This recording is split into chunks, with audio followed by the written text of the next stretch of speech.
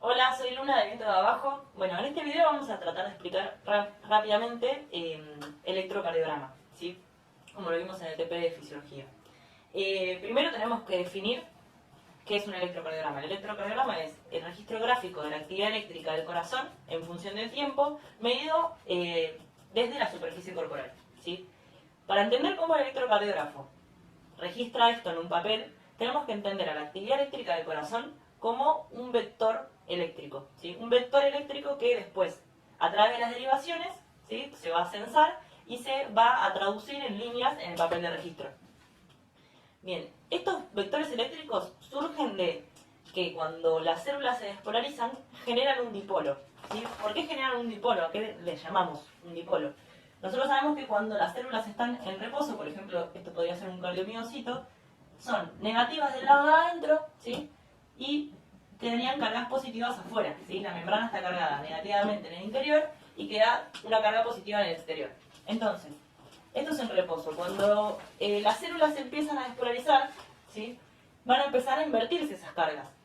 Entonces, si empieza, por ejemplo, desde este lado a despolarizarse, las cargas negativas de adentro van a empezar a ser positivas y las positivas de afuera van a empezar a ser negativas. Y esto genera este dipolo que estábamos hablando, que es decir que hay una parte negativa y una parte positiva donde todavía no se despolarizó, ¿sí? Entonces, esto lo podemos traducir en un vector que va a tener una dirección, porque si esta célula está así en el plano horizontal, la dirección va a ser horizontal, ¿sí?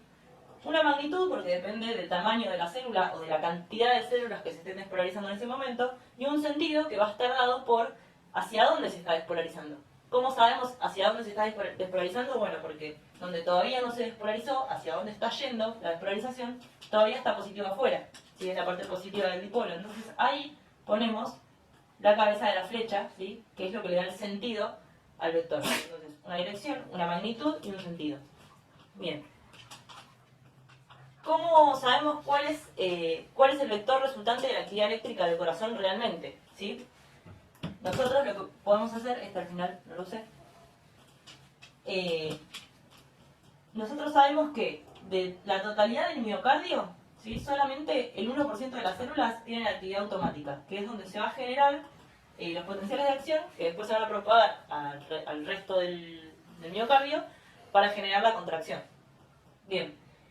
Este 1% se organiza en lo que le llamamos el sistema cardiolector, ¿sí? Que está conformado por el nódulo sinusal, el nódulo aurículo-ventricular, el haz de His, ¿sí? Que tiene una rama derecha, una rama izquierda, las células de Purkinje que se meten en la profundidad del miocardio, los haces de conexión que conectan los dos nódulos auriculares, ¿sí? Y los haces interauriculares, ¿sí?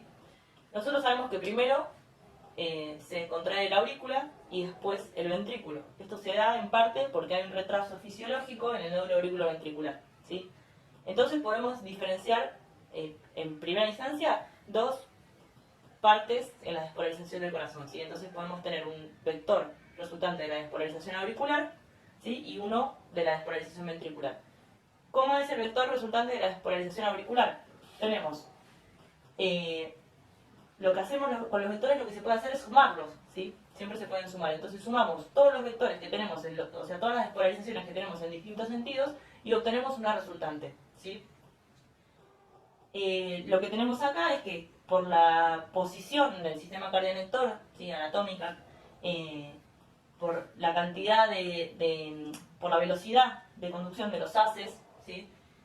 Después se le resta un poco lo que va hacia el lado izquierdo, nos termina quedando un vector resultante que va de arriba hacia abajo, de derecha a izquierda y de atrás hacia adelante, ¿sí? Lo podemos dibujar, digamos, todos estos vectores que dibujamos acá se suman en un vector resultante que tiene esta magnitud, esta dirección y este sentido, ¿sí?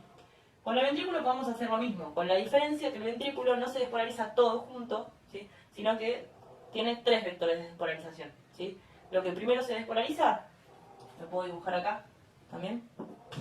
Lo que primero se despolariza es el tabique interventricular, ¿sí? Que genera un vector que va de izquierda a derecha y de adelante hacia atrás, ¿sí? Un poquito hacia arriba. Pero es chiquito porque solamente se despolariza el tabique, ¿sí? En magnitud es pequeño.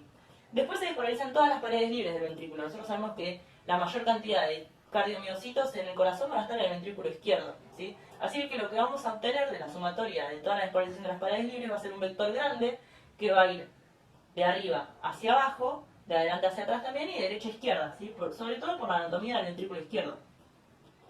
Y por último se van a despolarizar las bases de los ventrículos, la parte de arriba, ¿sí? Entonces toda la despolarización que va a ir hacia las bases se puede sumar, ¿sí? Nos queda un vector resultante que va también de abajo hacia arriba y de derecha a izquierda, ¿sí? Que sería algo más o menos así. Este es el primer vector, este es el segundo y este es el tercer vector, ¿sí? Ahora, ¿cómo estos vectores pasan al papel de registro? Estos vectores van a ser censados, dijimos hoy, a través de las derivaciones. Las derivaciones son la medida de la actividad eléctrica entre dos electrodos, ¿sí? De una forma práctica, lo que podemos decir es que a través de las derivaciones van a ver la actividad eléctrica desde un ángulo y un plano determinado, particular para cada una. Sería como si la actividad eléctrica se pudiera ver realmente, sería como que tuviéramos cámaras de video en distintos puntos del cuerpo, desde donde miramos la actividad eléctrica del corazón, ¿sí? Bueno, ustedes vieron cómo se conecta el electrocardiógrafo al cuerpo a través de los electrodos en ambos brazos, el pie y los electrodos en el pecho para las precordiales. Y esas derivaciones salen de la comparación de dos electrodos. Siempre se comparan dos electrodos, ¿sí? Y vamos a ver que tenemos 12 derivaciones en total. 6 frontales, que vamos a tener a la vez 3 bipolares. ¿Por qué bipolares? Porque comparan directamente dos de estos electrodos que tenemos en los brazos y en la pierna, ¿sí? Vamos a dibujarlos acá. Tenemos brazo derecho, brazo izquierdo y pie, ¿sí? Los bipolares van a comparar. El D1 compara el brazo derecho con el brazo izquierdo, D2 compara brazo derecho con pie y D3 brazo izquierdo con pie, ¿sí?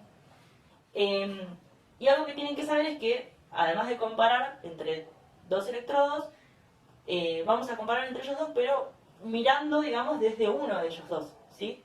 O sea, entre estos dos electrodos, uno va a actuar de negativo y otro de positivo, ¿sí? Y siempre vamos a estar mirando desde el positivo, ¿sí? Comparándolo con el negativo. Por ejemplo, en D1, el negativo es el electrodo del brazo derecho y el positivo es el del brazo izquierdo. Entonces comparamos entre esos dos electrodos, pero mirando desde allá, ¿sí?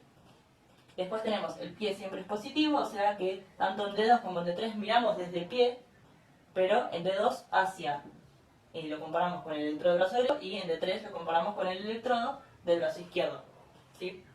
Después tenemos las unipolares frontales, ¿sí? Todas las frontales justamente se llaman así porque ven al corazón en el plano frontal, ¿sí? O sea, sería un plano de derecha a izquierda, de arriba hacia abajo. No tiene en cuenta la otra dimensión transversal.